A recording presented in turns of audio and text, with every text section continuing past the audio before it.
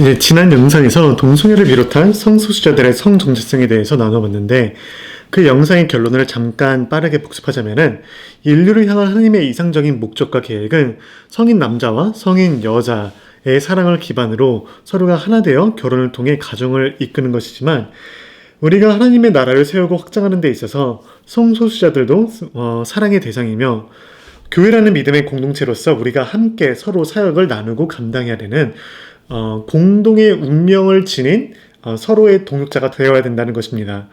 오늘 이 영상에서는 성경을 근거로 어떠한 이유들이 있기에 이러한 결말로 다다랐는지 한번 나눠볼게요. 성경에는 대략 3만 1000개의 구절이 있는데 인간의 성소수자의 성정체성에 관한 내용의 구절은 대략 20개 정도 전해지고 있습니다. 20개 정도의 구절들을 공부할 때 언어 그대로, 문자 그대로 공부하는 것도 중요하지만 특정한 단어들이 어떠한 의미로 어떻게 누구에게 쓰여졌고 그 구절이 쓰여진 배경과 작가의 의도와 회종이 누구였고 어떠한 상황에 처해 있었는지 그걸 중심으로 한번 공부를 해볼게요. 그리고 성경이 말하는 하나의 큰 이야기 속에서 어떠한 자리와 역할을 하는지 그리고 하나님의 말씀을 묵상하는 마음과 공부하는 마음으로 이해하는 것이 중요할 것 같습니다. 예수님도 그때 당시 논란이 굉장히 많았던 이혼에 대해서 질문을 받았을 때 창세기 1장으로 돌아가서 대답하셨습니다. 성경에서 말하는 인간의 그 온전함, 인간의 이상적인 모습을 알기 위해서는 창세기 1장으로부터 돌아가야 합니다. 천지창조 이야기에 우리가 분별해야 될 가장 중요한 점은 먼저 사람을 향한 하나님의 이상적인 계획과 그리고 그 계획을 보존하려는 사람의 노력이 다르다는 점을 알아야 합니다. 사람만의 노력으로 인해 불가피한 탈선이 결코 하나님의 뜻과 동일시 여기면 안 된다는 것이죠. 창세기 1장과 2장에서는 하나님이 인류를 향하신 목적과 계획을 다루고 있으며 창세기 3장에서는 하나님의 형상대로 지음받은 인간이 자신 스스로의 노력에도 불구하고 어쩔 수 없이 생겨나게 되는 일탈과 탈선, 변형된 모습을 다루고 있습니다. 모든 것이 온전하고 조화롭고 완벽했던 에덴 동산에서 쫓겨나서 그 온전했던 성 정체성이 어떻게 다르게 변형이 되었는지를 한번 나눠보겠습니다. 먼저 하나님의 뜻과 계획을 담고 있는 창세기 1장과 2장에 대해서 나눠볼 텐데 먼저 1장에서는 인간은 하나님과 하늘의 존재들의 형상을 닮아서 창조되었는데 이제 하나님의 속성, 인간이 받은 하나님의 속성은 예를 들어 창의력, 선함, 신실함, 자유의지 또는 성욕 등이 있죠. 성욕은 하나님의 창조력을 상징합니다. 그리고 정신이나 영혼의 창조 이전에 몸의 창조가 우선이라는 순서를 보면은 하나님의 속성과 형상을 받은 인간으로서 창조의 목적을 온전히 이해하기 위해서는 남녀의 성적인 기능을 수행할 수 있는 육체가 먼저 필요하다는 것이죠. 우리는 이분법적인 사고를 통해 육체적인 몸은 나약하며 우리를 죄로 순식간에 이끄는 불완전하고 부정적인 의미를 부여하는 반면에 영과 정신은 온전하고 신성하고 긍정적인 의미를 부여하는 습관에 익숙하죠. 하지만 몸은 그저 영혼의 그릇이 아니며 영혼을 타락하게 하는 죄성을 타고난 것도 아닙니다. 남자와 여자의 육체적인 몸 자체만으로도 하나님의 형상을 담고 있는 그 신의 모습을 반영하고 있다는 거죠. 성기능과 성욕을 충족시킬 수 있는 육체 자체만으로도 이미 하나님의 계획과 목표를 알아갈 수 있습니다.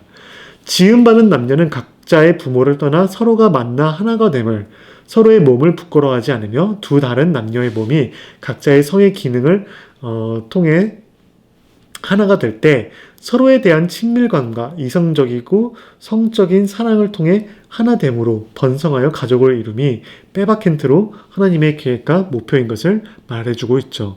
창세기 2장에서는 아이를 낳지 않고 번성하지 않아도 된다는 점을 강조하고 있는데 서로의 성적인 사랑, 욕망만으로도 남녀가 하나됨의 중요함을 나타내고 있죠. 순수한 에로스, 서로를 향한 성욕과 사랑만으로도 가능하다는 것이죠. 하나님의 뜻을 온전히 담는다는 것을.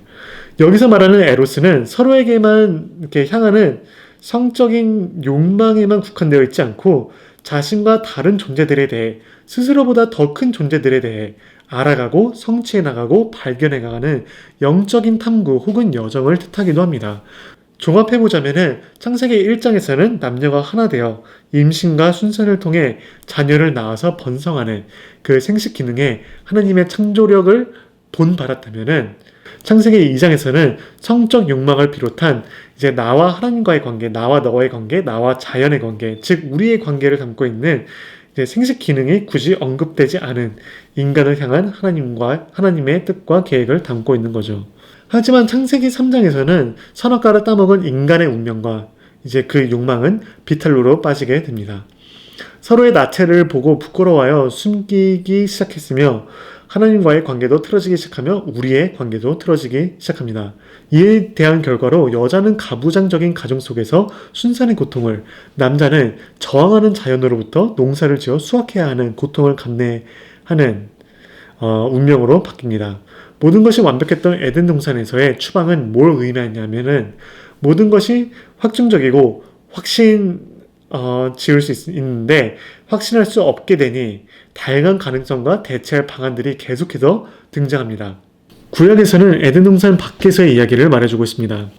더 이상 순수하고 온전한 에로스만의 삶을 살아갈 수 없게 됐으며 고대 이스라엘 사람들이 정착하여 농경민족으로 발전했을 때 자식이 많을수록 생존에 필수적인 농사와 농경에 도움이 됐지만 갖는 아이의 생존율이 현저히 낮아 이제 일단 많은 아이를 낳고 보자, 그리고 살아남은 아이들이 가업에 뛰어들었다고 합니다. 그리고 여자들은 남자들보다 대체로 어린 나이에 결혼을 했는데 많은 임신 횟수와 출산으로 인해 평균 수명이 남자에 비해 10년이나 짧았다고 합니다. 그래서 사랑과 애정 그리고 둘이 하나됨을 중요시했던 순수한 에로스가 맺어준 관계가 아니라 결혼이 계약과 같은 경제적이고 사회적인 이유와 생존을 위한 수단으로 변형된 것이죠.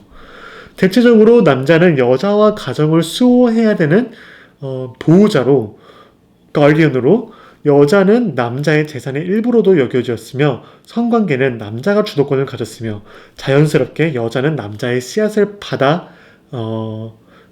키우는 역할로, 만약 여자가 성관계의 주도권을 갖는다면 다루기 힘든 여자라거나 아니면 몸을 파는 여자로 취급을 받았습니다. 왜 그때 당시 가부장적인 사회와 일부 다처제의 가정이었는지 충분한 설명이 되고도 남죠. 소돔과 고모라의 이야기를 빠뜨릴 수 없는데 손님을 환대해야 되는 하스피탈리티, 그때 당시 사회적 근본 원칙을 이제 파괴하는 이야기로 우리는 받아들이지만 강간이라는 수단을 통해 파괴됨을 알아야 합니다. 남자 주민들이 남자 손님들을 겁탈하여 얻는 것이 무엇이 있을까 고민해봐야 된다는 거죠. 자신의 우월성을 강조하여 높아지는 편판과 명성, 색다른 성관계를 통한 오락적인 만족, 무엇이었던 간에 둘이 하나가 되는 커넥션을 상실해버리고 오직 한 남자의 우월성을 강조하는 성관계, 성정체적으로 타락하고 전략하고 말았죠. 선지자들도 하나님과 이스라엘 관계를 말할 때 부부의 관계나 결혼을 빗대어 말합니다. 이제 이스라엘이 하나님한테 신실하지 못한 점을 이제 여자가 남자한테, 아내가 남편한테 신실하지 못해 방어하고 이제 바람 피우는 그러한 메타포를 써서 많이 말해주고 있습니다. 종합하자면은 성의 역할과 정체성은 에덴 동산 때 온전했던 그 모습을 벗어나 변형된 모습을 보여주고 있습니다. 일탈하고 타락된 모습이죠. 신약에 있는 성소수자들의 성 정체성에 관한 구절들을 살펴보면은 다 바울 사도가 쓴 것임을 알 수 있습니다. 바울은 전반적으로 성욕에 관해 비판적인 시각을 가지고 있습니다. 결혼 안에서의 성욕과 결혼 밖에서의 성욕도 말이죠. 바울이 결혼을 권장하는 것은 특정한 부류의 사람들을 위한 것이었는데 성 경험이 있는 사람들 혹은 성욕을 주체하지 못하는 사람들을 위한 것이지 모두를 위한 것이 아니었다는 것을 알 수 있습니다. 더 나아가 바울은 결혼 자체를 권장하지 않았으며 출산이 목적이 아닌 모든 성생활도 비판적으로 바라봤으며 독신주의를 선호했음을 알 수가 있죠. 바울이 생각하는 그러한 이유는 바울이 생각하는 마지막 날에 관한 신학은 예수님의 재림이 다시 돌아오심이 먼 미래가 아닌 그 누구도 알 수 없지만 아주 가까운 미래에 닥칠 거라고 믿었기 때문에 왜 바울이 독신주의를 권장했는지 설명이 되죠. 그리고 그때 당시 고대 로마는 다신교의 제국이었는데 옳고 그름을, 좋고 나쁨을, 그리고 거의 모든 상황과 의도를 정당하고 지지할 수 있는 신화가 있었기 때문에 유일신을 중심으로 한 기독교의 도덕 잣대가 필요하다고 느껴져 바울은 이러한 상황에서 자신의 편지를 이러한 사람들에게 쓰게 된 것이죠. 당시 로마 제국에 영향력 있는 남자라면은 동성과의 성관계가 흔했는데 많은 이유가 있겠지만 대체적으로 교육을 받지 못한 여자와 지능적인 교감이나 이끌림이 없거나 아니면 남자의 우월성을 과시하기 위해서 다른 남자나 아내 외에 다른 여자들과 관계를 가졌다는 것이죠. 이러한 관계가 흔했다고는 하지만 이제 이러한 관계도 논란이었지만 아주 가벼운 스캔들 수준의 논란이었다는 것도 알면 좋을 것 같습니다. 성경을 공부했을 때 내릴 수 있는 결론은 인간을 향한 하느님의 이상적인 계획과 목적은 성인 남녀가 순수한 커넥션을 갈망하고 찾기에 결혼을 통해 하나가 되어 가정을 이끄는 것이지만 에덴 동산 밖에서의 변형된 성 정체성과 성욕에 대해서 이제 어떻게 받아들일지 고민해봐야 합니다. 우리에게 주어진 과제는 에덴 동산 밖에서의 변형된 성 정체성과 성욕에 대해서 이제 우리 사회에서 어떻게 받아들여야 될지 고민해봐야 된다는 것입니다. 수천 년 동안 우리의 문화와 사회에 함께하다 보니 누군가에게는 몇 세대 전부터 노출되고 받아들여져 선천적인 기질로 태어난 사람들에게 어떠한 신학이 모두를 사랑하는 하나님의 사랑을 잘 담을지 이제 우리가 고민해봐야 된다는 것이죠. 후천적으로 선택하는 사람들 아니면 후천적인 영향을 받아서 이러한 성 정체성을 가진 사람들도 어떻게 우리가 인브레이스 해야 될지 그리고 어떻게 그들을 통해서 배워야 되는 점이 있는지 고민해봐야 된다는 것이죠. 이제는 성경이 닫힌 결말이 있거나 완성해야 할 퍼즐로 읽고 이해하는 것이 아니라 우리한테까지 이어져 온 열린 이야기로서 우리 상황에 걸맞게 어떻게 이해하고 실현해야 할지를 고민해야 된다는 것이죠. 제 입장은 교회가 사람을 가려서 누구의 결혼과 누구의 목사 안수에 대해서 축복을 할지 가리는 것 자체가 모두를 사랑해야 하는 교회의 미션과 존재 이유에 걸맞지 않은 것 같습니다. 우리 모두가 함께 교회를 세우고 함께 이끌고 함께 가야 할 공동의 운명을 나누고 있다는 점을 항상 명시하면 좋을 것 같다는 것이죠. 영상이 도움이 됐다면 좋아요와 구독, 알림 설정까지 눌러주세요. 샬롬 샬롬.